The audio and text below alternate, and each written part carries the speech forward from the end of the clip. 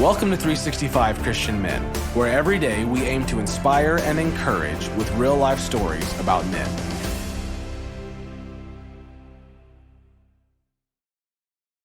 October 9th, John Peters. John is a successful entrepreneur who has built and sold multiple businesses.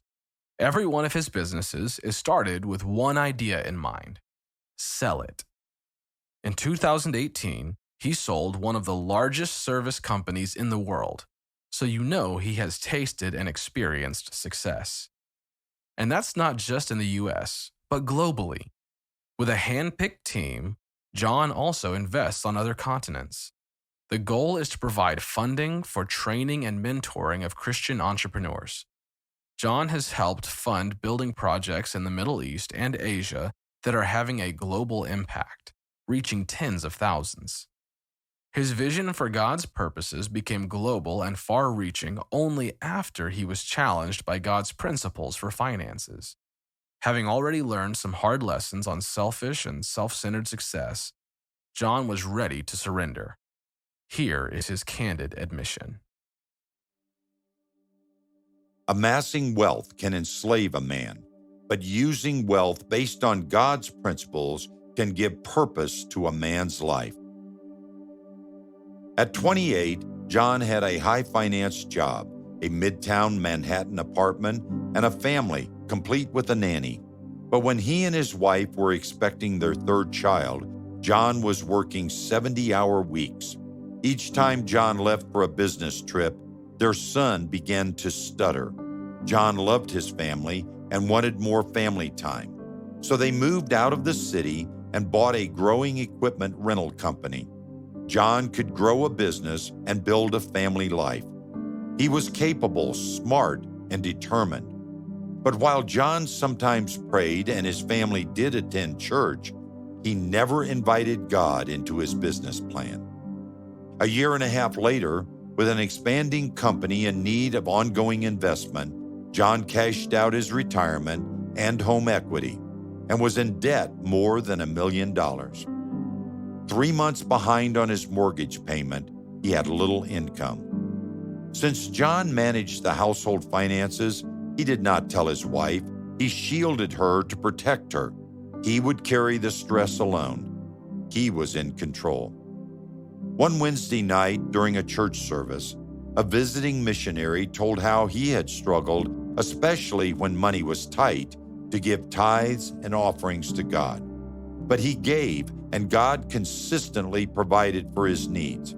Everything belonged to God, and money given for God's purposes made a difference in the world. John had been raised to give a portion of his income to God, but he had not tithed in years. Money was a mirror for what was going on in my heart, John said. In my pride, I wanted to be more successful because of me.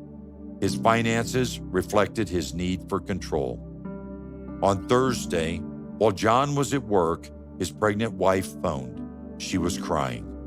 While grocery shopping with the 3 children, all 4 of her credit cards were declined. John reeled. He had told himself everything was okay. They were building equity. He could handle it. But now, the person he loved most could not even buy groceries. John was out of options. On Friday, John prayed, "I've been trying to do this myself. I thought I was smart enough, but I give up." In his wallet was $300 for car insurance. If he had been tithing, it was about the amount John would have given that month. John decided to give it to God. "I'm going to let you figure this out," he prayed. On Sunday, John gave all his cash. It was his way of saying God was in charge. On Monday morning, a man who had found John's company on the internet contacted him. When a deal had fallen through, the man was stuck with 1,000 units of used specialty equipment. Desperate to sell, the man offered them at a low price. John, who had always bought new, usually paid 10 times the amount. He had no idea this small niche existed. God had brought an opportunity that changed everything. Excited, John borrowed the money from his parents and purchased the equipment. In that market, his company became almost the only buyer of used equipment, and he never bought new again. Though the company's rental revenue per unit remained about the same, costs decreased by 92%. So as John's business grew, his finances quickly recovered. 16 years later, when the business sold for a significant profit, it had locations in 21 U.S. cities. Sales had increased by 27 times. John had not created wealth on his own. God had given him great opportunities.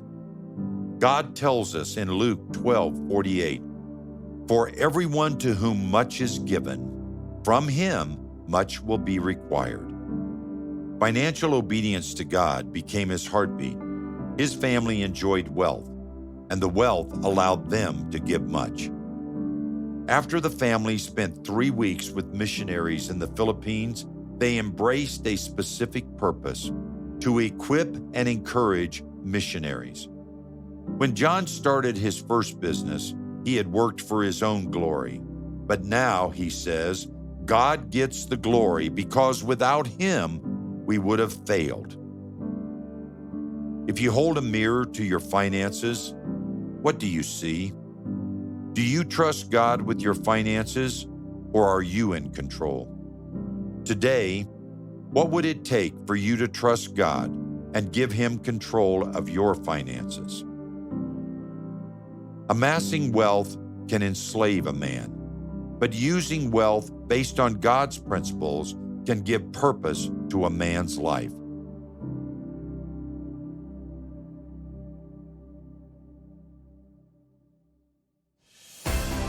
Thank you for listening to today's story. Every day of the year, our hope is to inspire you with real-life stories of faithful men who have gone before us. For today's story, we have a free one-page group discussion sheet available on our website. Please join us tomorrow for another story at 365christianmen.com.